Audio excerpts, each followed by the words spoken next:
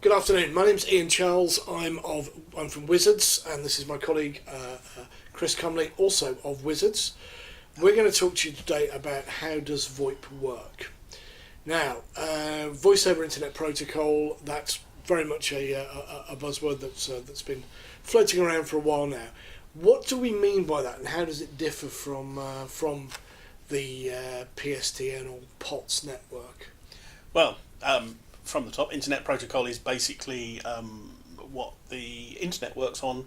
It's the protocol that goes over the actual wires or wireless connection that makes your web pages appear, sends your email, downloads files, YouTube videos, anything that you do basically when you're on the web is carried over Internet Protocol. And that now includes voice, hence Voice over Internet Protocol. Okay, so essentially that's a mechanism of addressing where particular communications begin and end. Yeah, it deals with who you're talking to. So when you sit down to download a file, for example, you need to connect to a particular server. Then you need to tell that server which file you want. You may need to tell it that you're allowed to ask for the file, and then it will transfer the file. And all of those various communications are part of the whole Internet Protocol.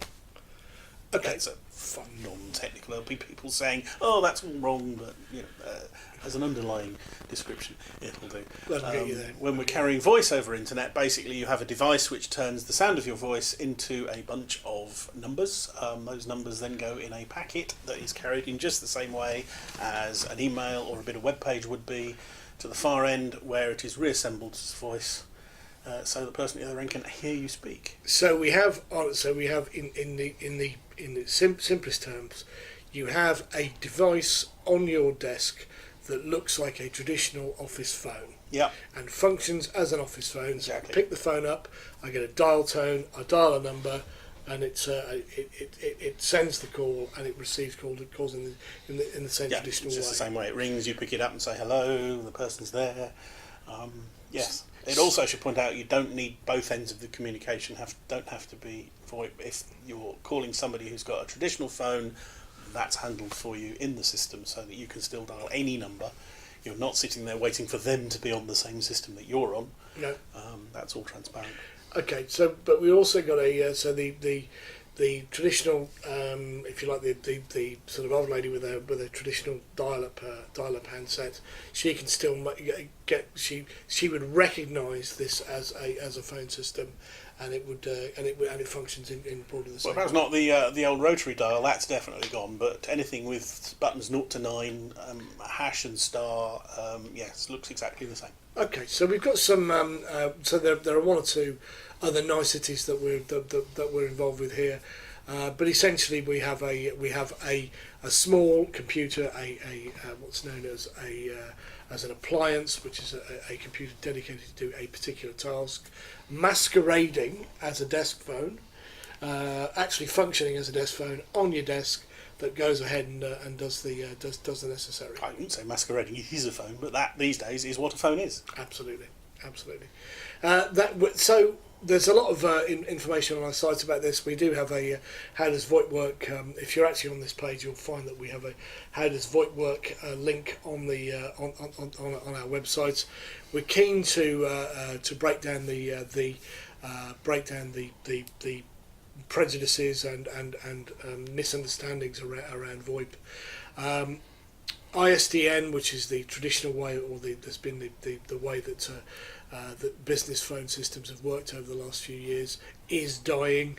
ISDN is functionally a digital network anyway, so voice packets move as electronic packets, which are the ones and noughts, over ISDN, so there's not really a huge change where that's concerned.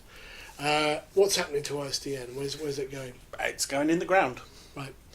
Basically, ISDN in the UK will be withdrawn from service, at least by BT, and obviously they're the main network provider, by 2025. Right. So if you've got ISDN 2 or ISDN 30 based office phone systems, you've got 8 years left to replace them. The other thing to realise about ISDN-based phone solutions is that they were typically developed no later than the 1990s. There will be no developments because there's no return on developing those phone systems now. So you're looking at systems which have been developed potentially 20 or more years ago. VoIP phone solutions are much more sophisticated, have much more, many more embedded features, all of which you will find you'll find extremely useful. And indeed, many of our clients who've we've been to see who've said, we just want a traditional phone system, make and receive calls. Many of those have gone on to use many of the features that have They said they would never use. they said they'd never use. We also have some excellent tools to help migrate. So if you have a traditional, shall we say, phone system and you want to hold on to parts of it, we can provide different ways of mixing in VoIP with legacy technologies. And that obviously includes, at its most basic level, that includes the numbers. It definitely includes the numbers. Right. All numbers remain yours as long as you keep paying your bill and you remember to transfer them before you cancel any service. Yeah, don't cancel any services. So if you are switching away from ISDN or PSTN lines, do talk about porting your numbers before you phone up BT and say, don't want this anymore. In any event, talk to us. That's the we can walk you through this. This is what we do. It's meat and drink to us, and we're happy to help you make the move. Anything else we need to say? I think that covers it. Thanks very much. Bye.